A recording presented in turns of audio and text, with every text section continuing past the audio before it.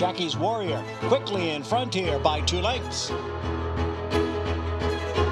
Here comes Jackie's Warrior up the inside to take over the lead from Life is Good.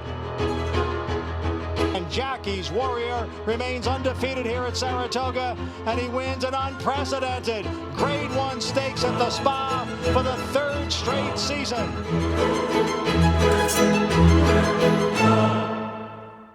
Hello everybody, Mike Welch coming to you from Del Mar with the 2024 Breeders' Cup Clacker Report, brought to you by Spendthrift Farm, the home of champion sire Into Mischief, who will have Newgate and Pyrenees as his representatives in this year's Classic. And speaking of the Classic, there was a lot of activity on the track today regarding the Classic. There was a lot of activity on the track today in general with all 170 whatever number of Breeders' Cup horses that were entered, and post positions were drawn yesterday on the grounds now, and the majority, I guess all of them, went out this morning. It was hard to keep track. They were coming fast and furious right from the start when the track opened at 5:30 a.m. And we had a lot of workers this morning, mostly from the large Japanese contingent. Did a lot of major work pretty close to their races on Friday or Saturday, including a pair in the Classic, and that was Dermasatagaki and Forever Young. We'll start with Dermasatagaki.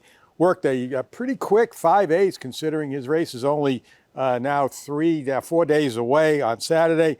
Went off a bit on the easy side, 13 the first 8, 25-1, and really picked up the pace down the stretch. Looked very good. Finished 5/8 in 59-4, and then continued to gallop out 6 furlongs in 112-2, and eased up 7/8 in 127 flat.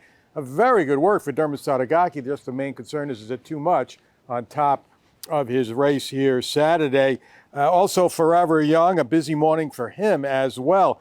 He actually broke off at the 3/4 pole, about 5 lengths in front of a stablemate and target, a Coro Azel, who is also in this year's Breeders' Cup. They just loped along the first part of it, first 3/8 and 43 and change, and then things got really serious once they turned into the stretch. Actually, from the 3/8 pole home, Forever Young dropped down to the rail, came inside his mate, who actually opened the rail for him to do so. I had his final 3/8 in 35-3, and final half in 47-4 into the turn. So the final clocking of 104 and change is a little misleading. This horse really accelerated and finished strong. Actually continued out, I timed him a full mile before pulling up in 146-1. So obviously a serious contender in the Classic, if you don't believe that this is too much, too close to his race. The third Japanese Breeders' Cup contender, Ushba Tesoro. We talked about the incident yesterday where he wheeled and lost his rider. Obviously none the worse for wear. He did come out in the dark this morning, as opposed to what happened yesterday after sunrise, and I thought he looked great today coming off of that yesterday. I thought he's made a good impression all along. Look, we talked about him last year being one of the stars workout-wise of the 2023 Breeders' Cup. Wound up getting back too far in the race, finishing 5th over what was a speed-favoring track. But I think he looks every bit as good coming in here, and he's going to be flying way under the radar this year. Last year, I believe he's either the favorite or the second choice in the wagering. Like I said, just a slew of workers from the Japanese contingent. I'll continue on quickly with those. Also, we did mention yesterday that T.O. St. Denis had to work his way off the poor performance list. Did not do so in a work here earlier this week. He did so this morning. I had him from the half-mile pole. He went off slow, 27, and then was sent hard to finish, 23-1 or 2 down the lane, 50-2 for a half mile, continued out 103-2, which is more than quick enough to get off that poor performance list. Other workers in note, 10 Happy Rose, I thought was very good this morning. Again, very slow early, very quick down the lane, finished in 23 and change. Did so on his left lead, but looked good going out into the turn with plenty of energy. Another 12 and change around the turn, finished 5/8 on my clock in 103 flat, and then eased up after 6 furlongs and 16-1. So I thought that was a very good effort from 10 Happy Rose. Also want to mention awesome result, the undefeated Japanese mare who's going to run in the distaff. She was out for a very easy breeze this morning, a half mile in 53 and 2. But again, that last quarter was strong, 24 and change, under some pressure to do so.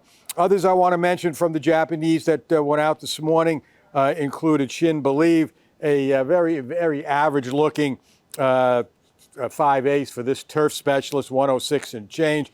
This was a turf horse working on the dirt. Atima Shachi, also before the end of the first renovation, Blake, a slow half in 52, but a good last quarter mile there. Koro Sieg, same thing, a half mile from the 3/8 in 50 and 2. And the team of American Bikini and Don Frankie breathes a slow half mile. American Bikini, who is getting some steam for the juvenile fillies, I believe, on Friday, made up about 4 lengths on Don Frankie, who will run in the sprint. Other horses that breezed this morning, as we mentioned yesterday, Soul of an Angel just blew out a very easy 3/8 today. She had her last major work in Florida, went 3/8 from the quarter pole in 39, eased up a half mile in 50 and 3. Nooney, surprisingly, for trainer Bob Baffert this morning, you don't usually see this from him. It wasn't an official work. I think she maybe just got a little rank. She was in the dark this morning. Her rider dropped her down on the rail, and she open galloped actually a half mile in 28 and 1, 57 and change. Not a work by any means, but more than you usually see these Bob Baffert horses do. Just 3 days prior to her race, Nooney, in the juvenile fillies on Friday. Also want to mention a couple of other horses this morning. There would be so much to talk about. Just don't have the time. But the O'Brien Brigade came out today, and it's a spectacle as always. 12 strong for Aidan O'Brien. They jogged a mile the wrong way, as always, their first day on the track. Turned around, galloped a mile back, or canted more or less. 2 miles, they went 2 miles, but did it at an easy pace today, jogging and cantering. And of course, the star of the show, City of Troy, was the second on the line in that group. And he did get a little hot in the coat this morning. We're going to keep an eye on that, as did Diego Velasquez. So we'll watch that moving forward. It's a fairly chilly morning here, so it could be of some significance as we move closer to their races on Saturday. Also, the first local sighting of Torpedo Anna. She came out in the track this morning. She only jogged alongside the pony on the outside fence, but she jogged for 2 miles, over 2 miles, and then took a look at the paddock here before going back home this morning. I expect to see her gallop tomorrow. She goes out very early. If you want to see her, you got to get here before 6 a.m. because she's always an early riser. And also, well, like I said, we mentioned Ushba Tesoro. I thought he looked good. He came out early as well. One more horse I want to mention, Seize the Gray. I think I've talked about him. Has been laid back in his gallops a couple of days. I've seen him prior to today, but not this morning. They let him stretch his legs today. He dropped down on the rail. It looked like at the 5/8 pole is where I picked him up because it was dark at the time. Maybe he had gone even a little further before that. But he open galloped it way better than a 2-minute lick, and I thought he looked good coming through the stretch today. So a good sign for Seize the Gray.